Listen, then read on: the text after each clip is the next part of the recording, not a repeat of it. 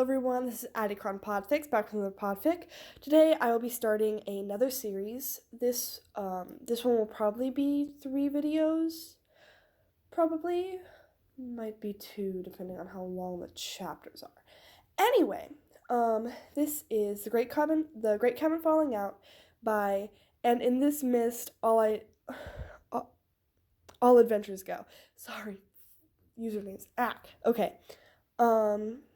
Yeah, so this is 6 chapters, probably be 3 videos. And it's the in between the end of the Percy Jackson and the Olympian series and the beginning of Heroes of Olympus.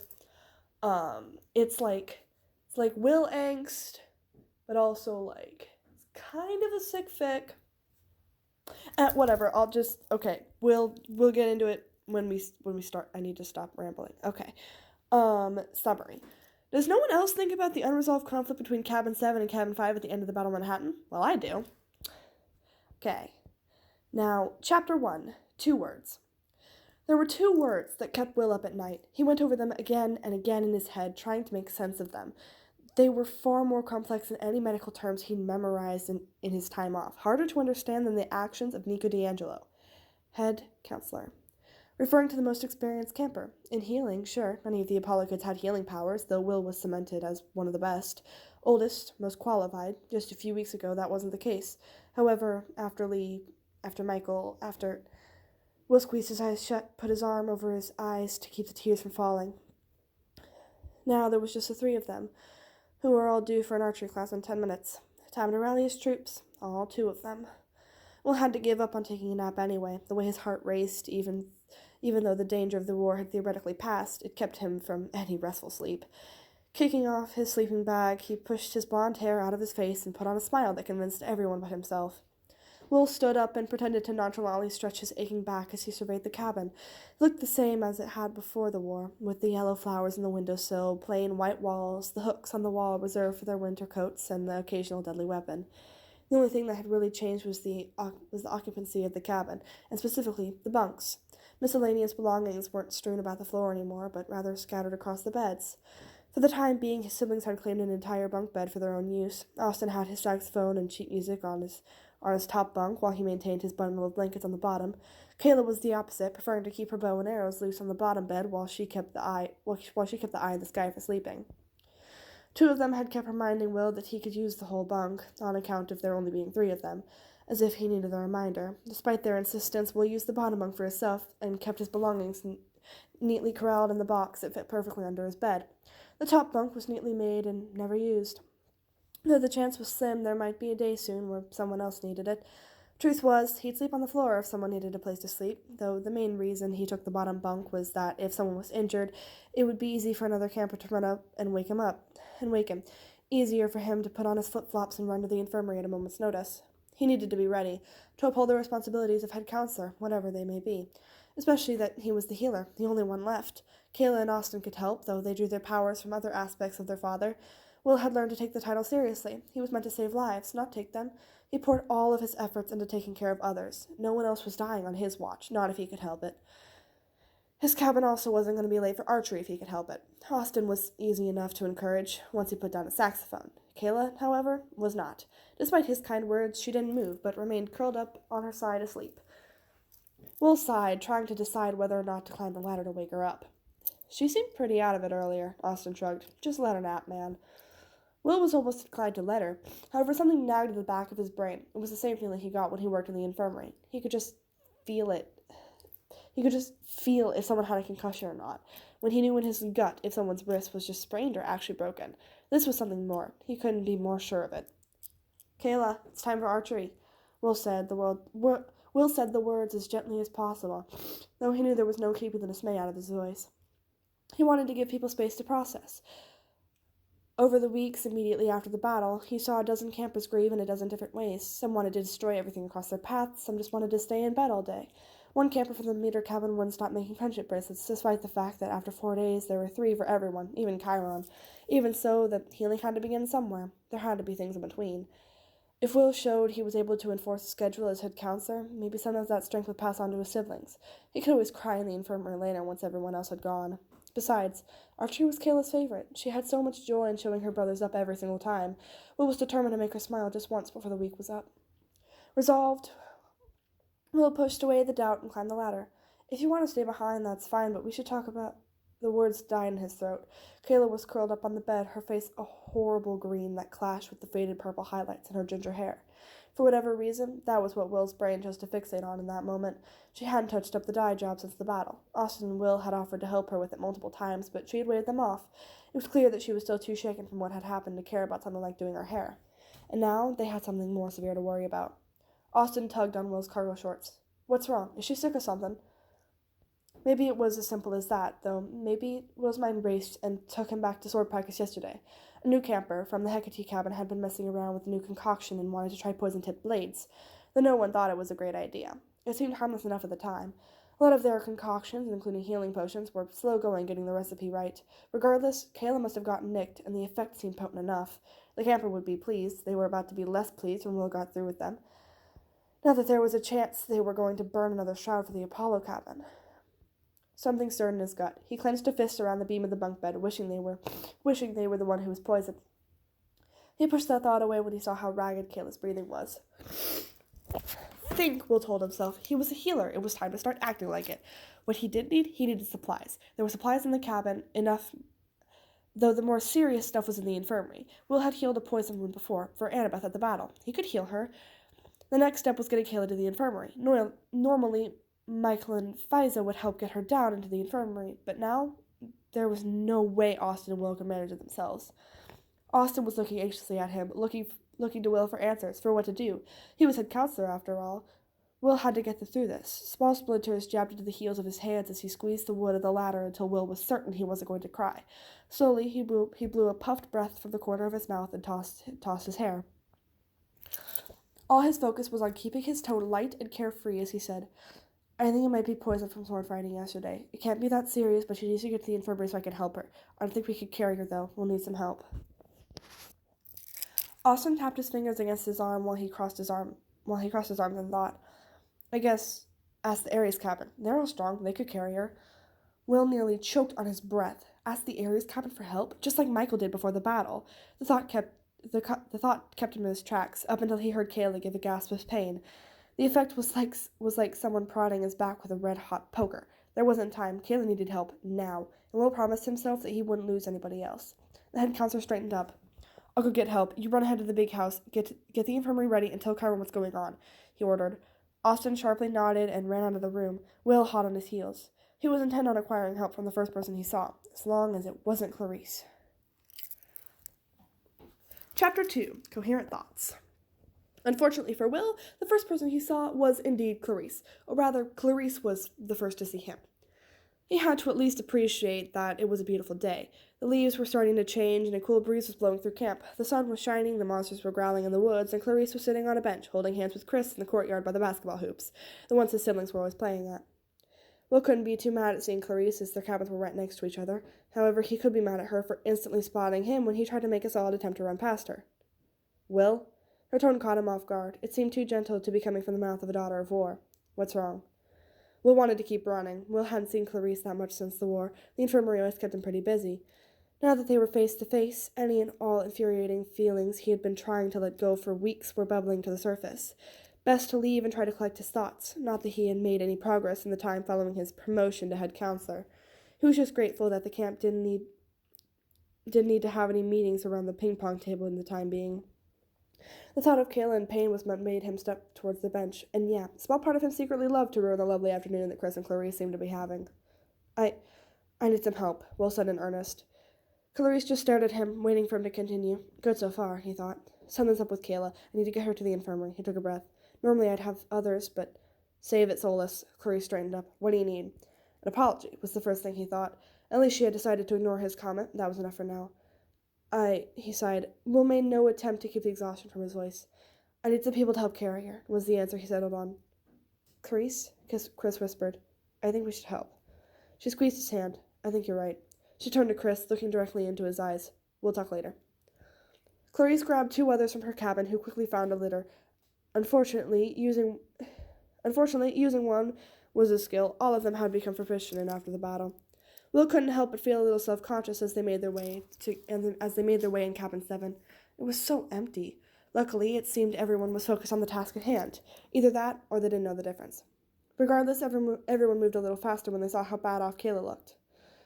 They marched in line to the path to the big house, Clarice giving orders to make sure Kayla was as stable as possible. The few campers glanced their way, there were no questions. All of them were careful to stay out of their way. Whatever was going on, it was handled. They burst into the infirmary, which was blissfully empty today, besides healing a fractured wrist for a child of Athena that had fallen off a climbing wall yesterday. Everyone else had miraculously decided to stay out of trouble this week. "Set her down here," Will advised, pointing to a cot closest to the medicine cabinet. At least that was the reason he told Clarice that specific bed. Once Kayla was comfortable, she waved off her siblings as well as Chris. "Don't crowd them," she barked.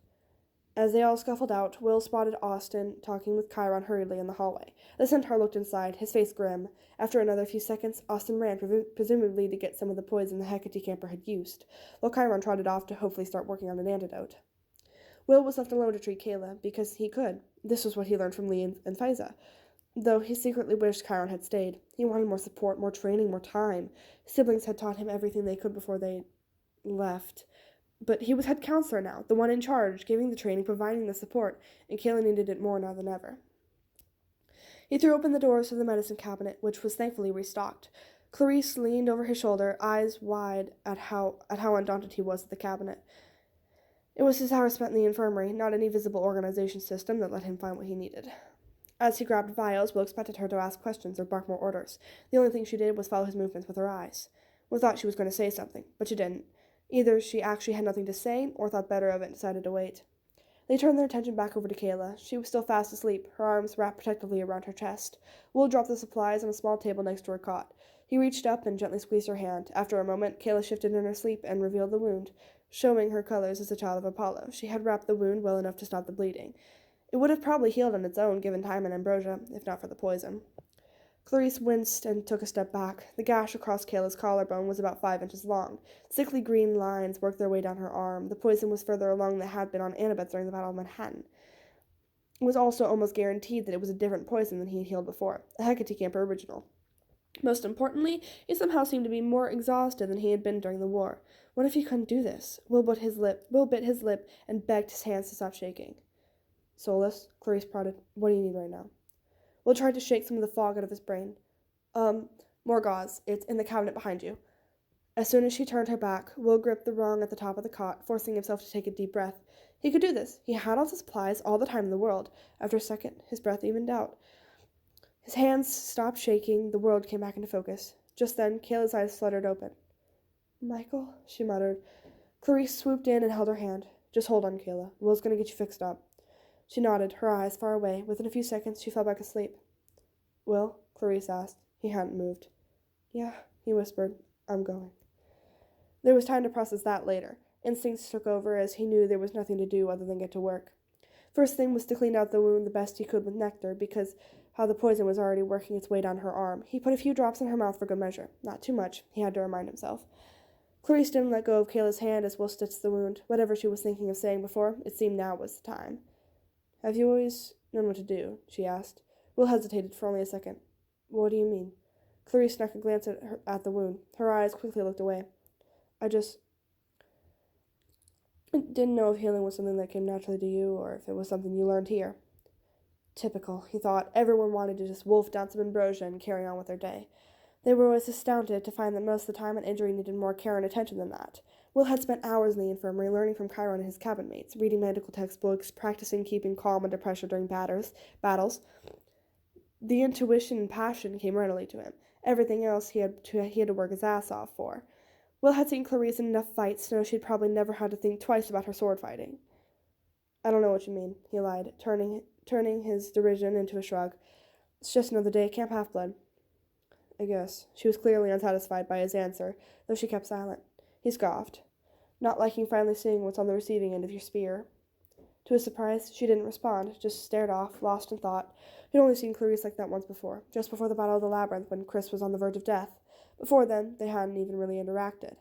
They knew each other's names, sure, both being year-round campers. They saw each other at the dining pavilion every day. Clarice, being in the infirmary nearly 24/7, was the closest they had ever been to being more than acquaintances. Will still hesitated to say they were friends. She didn't say much, sitting at Chris's side, asking where supplies were, mentioning the impending war, didn't necessarily qualify. Besides, that time had quickly come to an end when the camp was invaded. Will had almost forgotten about the whole thing since Chris was healed by Mr. D, and she'd never stepped in the infirmary since. Maybe that was why, now that he thought about it.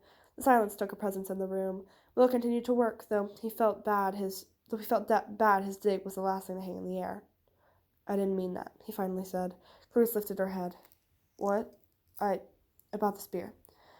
I know you can't do any more damage because it's broken. He winced. She was absolutely going to smash him into a pulp. To his surprise, she chuckled at his desperate attempt to crack a joke. That's true. I've been meaning to get a new one. Thanks for the reminder. Will knew it was best to leave it there. He grimly bandaged Kayla's wound, thinking of Michael. He really, really missed him. When he was done, Will took Clarice's place sitting next to Kayla, holding her hand and humming a hymn to Apollo. It was all he could do until they could administer any antidotes Karen came up with. Please, Father, he thought, keep her stable until then. He'd almost forgotten Clarice was in the room until she placed a glass of water on the table next to him. I'll come back in the morning to take watch. Will nodded, though he really wasn't paying attention. He was fighting to stay awake. The only thing that worked was letting Kayla's words gnaw at his heart. Clarice left her duty done with. Will bid goodnight to Austin as well. Chiron had popped his head into, his words unintelligible. After a while, he also left. Will decided it was time to get set up for watching over his patient. It was the real reason he wanted Kayla set up here. This was a position he'd really gotten down to science at this point. If he balanced the chair back on its two legs, he could hook the back of the chair under the handle of the medicine cabinet, then prop his feet up on the bar connecting the front two chair legs together. He could lean back and keep himself comfortable while conducting a bedside vigil, so long as he didn't lean too far forward. Only a straight man could sit in that chair for prolonged periods of time, as it was intended, and a straight man he was not. That was how the system worked. Emphasis on not leaning too far forward, or to the side. As it was, the whole system fell apart that night. Simply put, Will was exhausted. Between the healing, the worry, and the heightened responsibility, he was worn out, though he wasn't entirely sure why. He was used to people constantly running up to him, constantly getting hurt and needing healing. The life of a demigod demanded it. Always monsters to fight, and therefore wounds to heal. The secret was, he didn't mind it. It felt good to have a purpose, to be needed, to be able to make others feel better, in a world where he had watched countless campers go on quests and never left to go on one himself. Even though it might have been wise to take a healer along, Will never complained. His place was here, and it felt good to be an important role, especially when there were campers who had never been claimed, never knew what their powers were, or even felt that they were an intruder at their own breakfast table, left to question why they were an outcast at the camp for kids who had nowhere else to go. Will grabbed a pillow from an empty cot and placed it against the cabinet. With a breath, he eased back in the chair. All the adrenaline he had felt over the past few weeks had melted away, along with all the doubts about healing Kayla. As Will watched over her, he noticed some color coming back to her cheeks. Her breath seemed to be less labored. When she woke, he would be right there for her. Everyone had looked to him for the responsibility of her recovery, and Will had managed at least some of it. Maybe head counselor were two words he could understand. Those were the last words he coherently thought before he fell asleep. And that was chapters 1 and 2 of The Great Cabin Falling Out. I hope you all enjoyed. Let's see, have anything else to say? Oh, I do. Kind of. So I hope you all like this fic. I know that one person wanted, like, either Solangelo or Will Eggs specifically. And I know that Harper Percival wanted, like, more Percy Angst. So I got Angst. I got Will Angst. I hope, and it's a series, so I'm sticking to my series and then one-shot ideas that I'm gonna do. So I hope everybody is happy with this fic. And I'm still working on The Coral Palace. It's good. I'm just horrible at reading things in a timely fashion. So I'm on chapter, like, halfway through chapter 14? Yeah, I think I'm, like, halfway through chapter 14 of The Coral Palace. Anyway, I'm getting there. One of my friend's birthdays is on Tuesday. And I know she's not watching this because she doesn't like Percy Jackson or Epic, and pretty sure she forgets I have a YouTube channel most of the time, but it's not like I mention it or anything, so it's not like I ever mention I have a YouTube channel to my friends. So oh yeah, I made her like a little cross stitch bookmark that I hope she really likes it. It's got her favorite Wings of Fire character on it. If anybody knows that book series, it's a good book series. I do recommend it for anybody who wants something to read. I do recommend Wings of Fire. It is a good book series. Yeah, so the character on the bookmark is Whiteout from like an extra book in that series, Darkstalker Legend. So, that. Oh yeah, spring break is coming up, so I'm happy about that. Very happy about spring break. I'll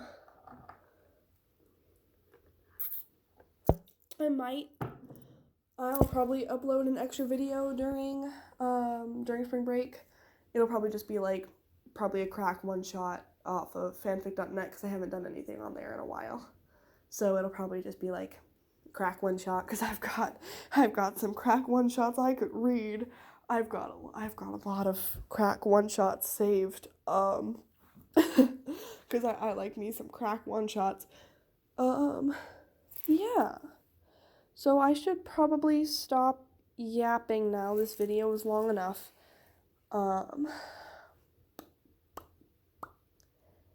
Anyway, I hope y'all have a good night or day wherever you are. I hope you're all happy with the fic I chose for this week because it was honestly kind of hard. Recommendations and suggestions are always welcome. I will have before I actually podfic the fic, if I get a specific fic requested, I will read it first, like I'm doing with the Coral Palace. I will read all of it first, and then I will decide if I want to podfic it or not. Also, if you do have a recommendation for a fic, I would say cuss words are fine. I'm fine with some innuendos, and a couple sex jokes are fine. But if the entire fic is filled with it, it gets repetitive, and I don't really enjoy that. Also, no smut. I hate that kind of stuff with a burning passion, and it makes me so uncomfortable. So, I can tolerate a little bit, a teeny little bit. But it's if the fic is really good. But anyway, I need to stop rambling. I am so sorry. So I hope you have a good night or day. I really need to cut this off. I'm sorry. Anyway, bye.